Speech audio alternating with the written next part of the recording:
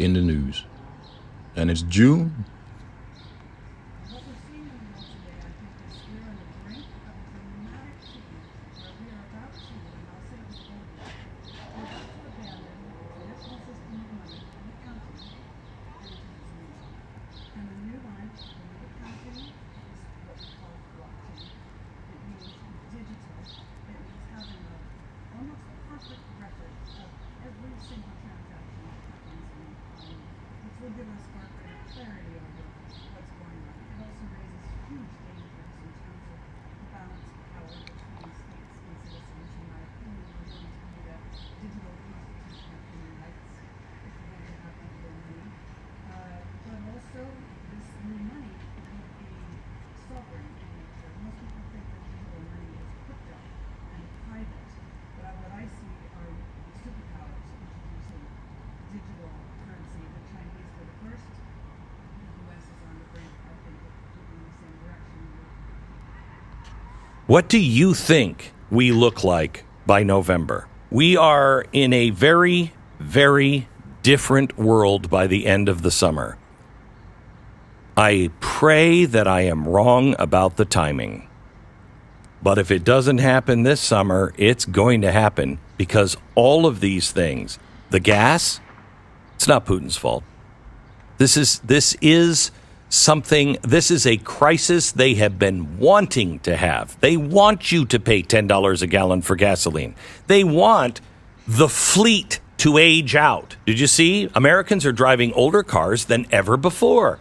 Our fleet is older than ever before in American history.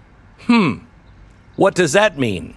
Well, if you can't afford to buy a car in the next few years, once you can afford to buy a new car, you're going to buy an electric one. So that problem solves itself with gas because you'll only have a choice of electric soon.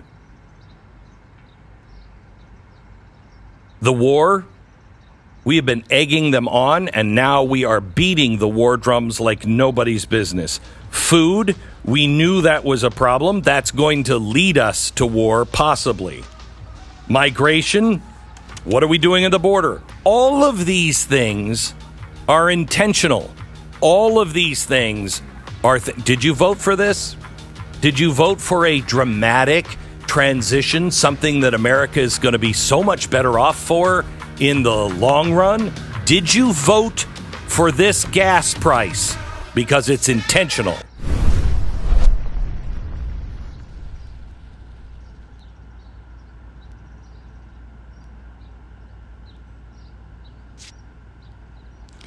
From the CNN, energy experts sound alarm about U.S. electric grid not designed to withstand the impacts of climate change.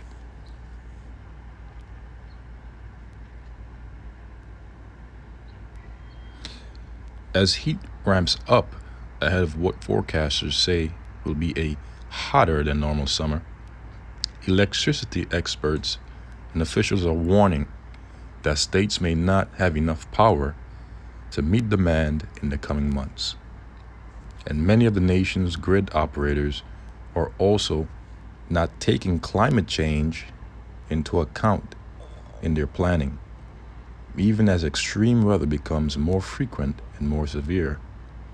All of this suggests that more power outages are on the way, not only this summer, but in the coming years as well. Power operators in the central U.S. in their summer readiness report have already predicted insufficient firm resources to cover a summer peak forecast. That assessment accounted for historical weather and the latest NOAA outlook that projects for more extreme weather this summer. But energy experts tell CNN that some power grid operators are not considering how the climate crisis is changing our weather, including more frequent extreme events. And that is a problem if the intent is to build a reliable power grid. The reality is the electricity system is old. And a lot of infrastructure was built up before we started thinking about climate change, said Romany, Webb, a researcher at Columbia University's Sabin Center for Climate Change Law. It's not designed to withstand the impacts of climate change. Webb says more power grid operators use historical weather to make investment decisions, rather than the more dire climate projections, simply because they want to avoid the possibility of financial loss for investing in what might happen versus what has already happened. She said it's the wrong approach and it makes the grid vulnerable.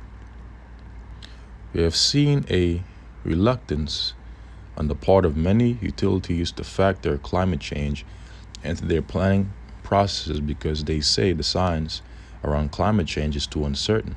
Webb said, the reality is we know climate change is happening. We know the impact it has in terms of more severe heat waves, hurricanes, droughts, and we know that all of those things affect the electricity system, so ignoring those impacts will just make the problem worse.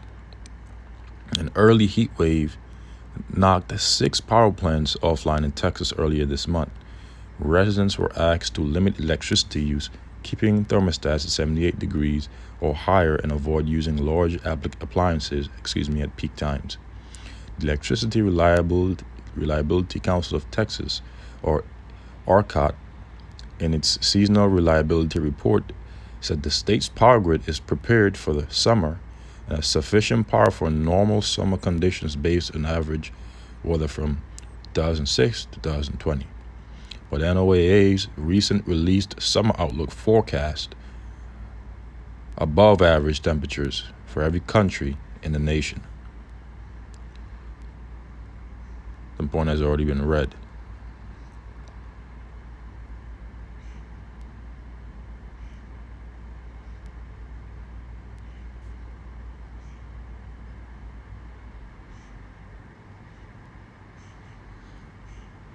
And look at this. As wildfires burn and The U.S. Treasury Secretary Janet Yellen admits she was wrong about the U.S. inflation in 2021. And we've been warning you Israelites about that, man. We have been warning you, beginning with the apostles and elders on down of Great Millstone, on down to men of like mind, that inflation will only continue to rise. Inflation was and is transitory and is not transitory. Okay? It never was and is not transitory. I digress. temperatures rise across the nation, a sobering new report warns the U.S. power system could buckle, triggering energy emergencies this summer. The upper Midwest and Mid-South along the Mississippi face the highest risk of blackouts. Texas, the West Coast, and Southwest face an increased risk. The electric system is old, and so it's not designed to withstand the impacts of climate change. Extreme temperatures trigger a surge in demand, and that taxes the grid. An early heat wave has already knocked 6 power plants offline in Texas this month. In Oklahoma, heat also played a role in blackouts. It's like a walk-in freezer. And last year, the Texas power grid completely failed for days under a deep freeze.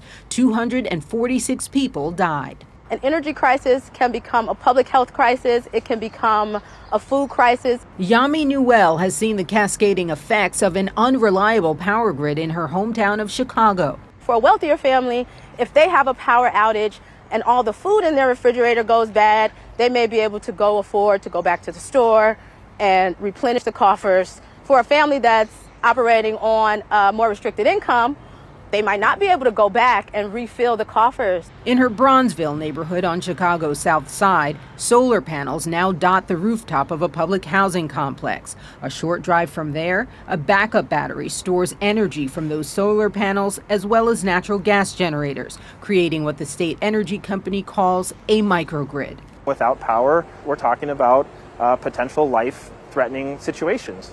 So this microgrid provides that backup to be able to deliver power even when the grid isn't there.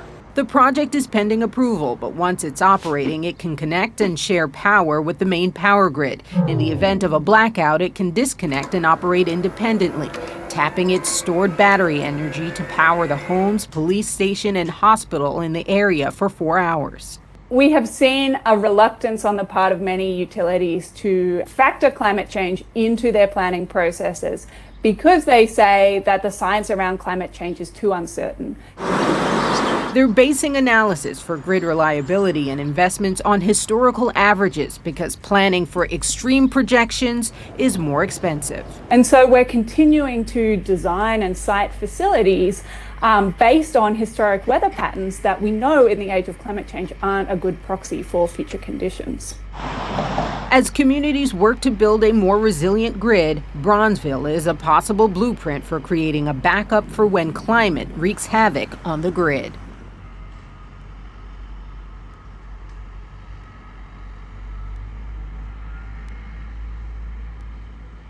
Certainly, as the president says, inflation is the #1 domestic economic problem facing the United States right now. But it wasn't just the president who got it wrong a year or so ago. I want to play for you what you said about inflation last year. Listen to this. Is there a risk of inflation? I think there's a small risk, and I think it's manageable. I don't anticipate that inflation is going to be a problem, but it is something that we're watching very carefully. Was it a mistake, Madam Secretary, to downplay this inflation risk? Did that contribute to the problems we're all seeing right now? Well, look, I think I was wrong then about the path that inflation. And you were wrong, and you knew that you were wrong. But you had to play a certain role to forward a particular agenda for Esau Edom. Okay? And we know that inflation never was and is not transitory, meaning temporary. And we've been telling you Israelites that, beginning with the elder apostles and bishop elders on down over the last year. Okay? And very soon inflation will transition to hyperinflation. And by the way, what is inflation? Inflation is the general increase in the cost of goods and services due to the expansion of money supply within an economy. When people are paying more because of the depreciation in the value of the dollar, okay, for the same or less. But then inflation, there is what? Stagflation, shrinkflation. Very soon we will see hyperinflation. But before I go on, I want to give all praises, blessings, glories, and honors be unto Yahweh, Bahashim, Yahweh Shai, Bahashim, Racha, Kodash. Double honors to my elder apostles and bishop elders of Great Millstone who have taught me this truth, as well as men of like mind. Shalom wa chasad to the elect of the nation of Israel, whom you so-called Negroes, Latinos, Native American Indians, and Israelite foreigners of the seed of our forefathers, Abraham, Isaac, and Jacob. We're scattered here in America, which is Babylon the Great and abroad. To you I say Shalom and Yahweh, Ba'ashem Yahweh Shai Ratazah. This lesson is edifying. Ezekiel chapter 7, verse 25. Destruction cometh, and they shall seek peace, and there shall be none. Mischief shall come upon mischief, and we've been reading some examples of mischief that will come upon mischief in the news. And by the way, it's June, and rumor shall be upon rumor. Right. Inflation being a threat was a rumor that was discarded by many over the last year, but look what's going on right now. It's no longer a rumor. It's actually a fact. It's actually a thing that's been going on. The MOTB will also soon be mandated. Hello? Then shall they seek a vision of the prophet. but the law shall perish from the priests and counsel from the ancients. So it's going to come a time when the Most High is going to take his prophets off of the internet and off of the highways and edges. And when that happens, people are in their desperate need for answers will begin to seek the prophets, will begin to seek the ancients, but will not be able to find the prophets. Why? Because the Lord Yahweh through His Son Yahweh Shah will shut off the internet and take his prophets off of both the internet and off of the highways and hedges. And that's why they're going to be in pitiful cases. That's why they're going to be left to die in their own calamities because of the ill, as is written in Micah chapter 3 verse 4, of their own doings.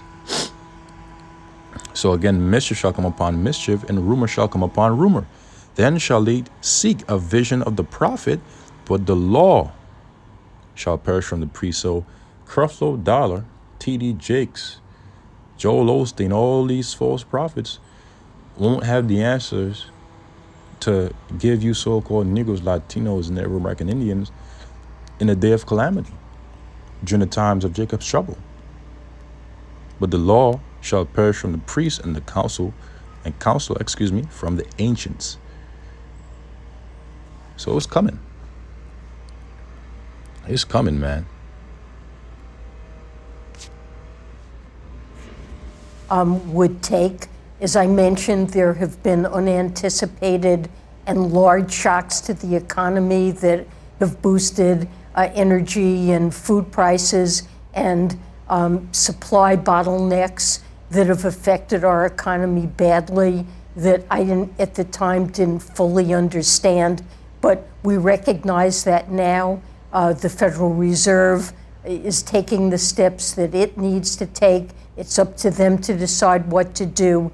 And for our part, President Biden is focused on supplementing what the Fed does with actions we can take to lower the costs that Americans face for important expenditures they have in their budgets. Prescription drugs is one example. Healthcare costs, another example. Utility bills. If Congress is willing to pass some of the proposals to boost the use of non-renewables, I think that can serve to bring down an important cost that households face. He realizes, we all realize, what an important and huge burden inflation is placing on American households. We've all seen the gas prices explode over the past year here in the United States, and which is a real problem, obviously, for so many. But let me just follow up. You say you were wrong in your assessment of inflation a year or so ago. Just today, the former U.S. Treasury Secretary, Larry Summers, a man you know well, said the Federal Reserve needs to do some, quote, considerable soul searching right now about how badly they missed the gravity of the inflation problem. Is Larry Summers right? Look, I'm not going to comment on the Fed's. Well, the Federal Reserve were the ones that basically created this current financial condition. Policies. Chair Powell has made clear that he has every intention and believes. He said they need to do some serious soul searching. It's a lot here. Anyway, in other news, this is from WCCO, CBS, Minnesota. Tens of thousands of chickens killed in Wright Country egg farm fire. This was published yesterday.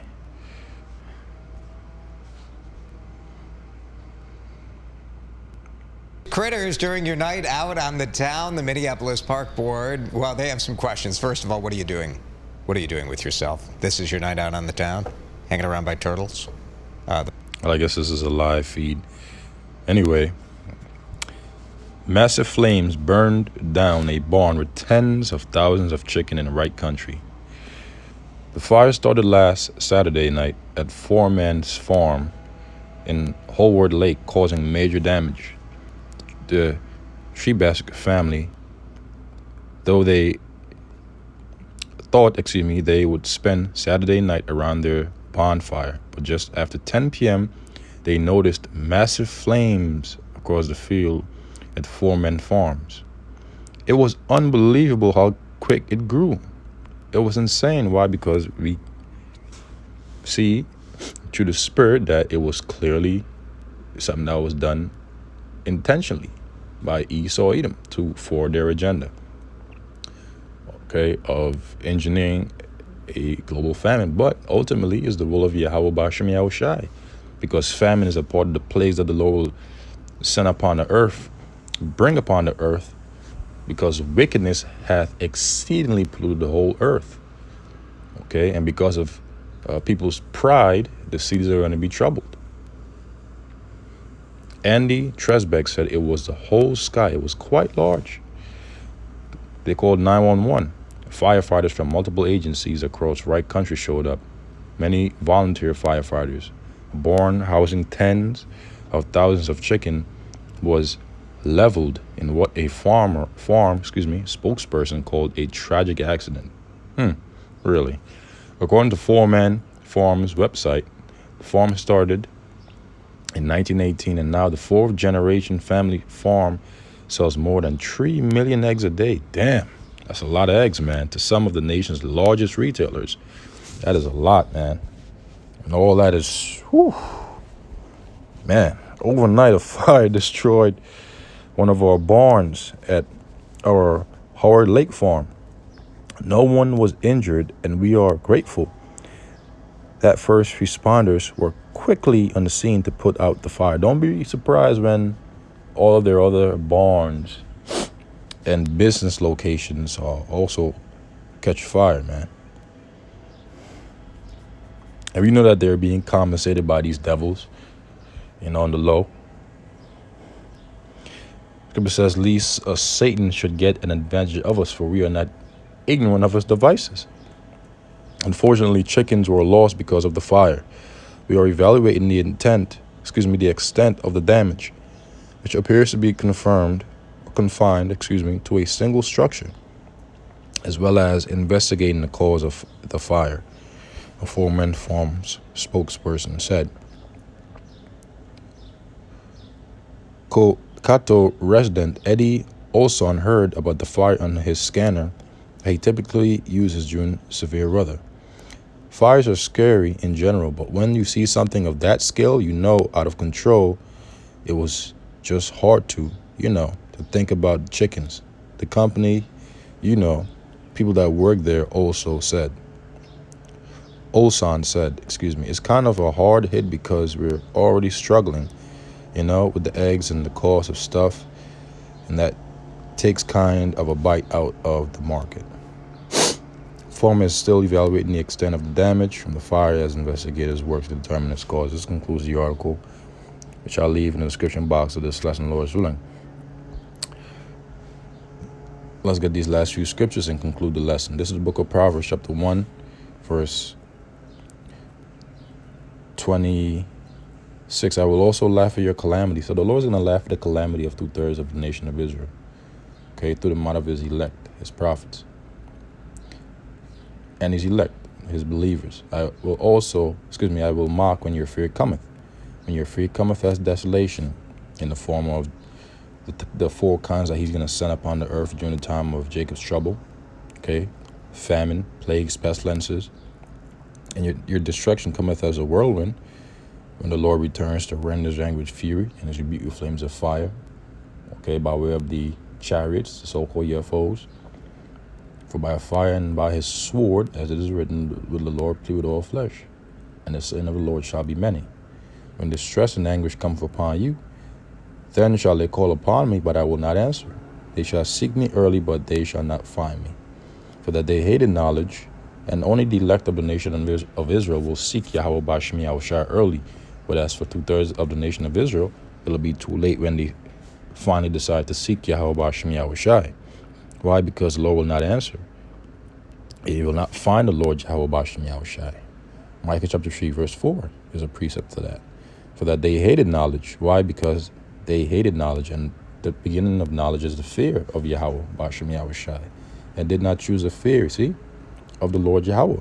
They were none of my counsel, they despised all my reproof. Why? Because reproof is grievous to a stubborn, hard-headed Negro, Israelite. The ox knoweth his owner, and the ass his master's crib. But Israel doeth not know, my people doeth not consider. Isaiah the 1st chapter, the 3rd verse says that. Therefore shall they eat the fruit of their own way. So their own way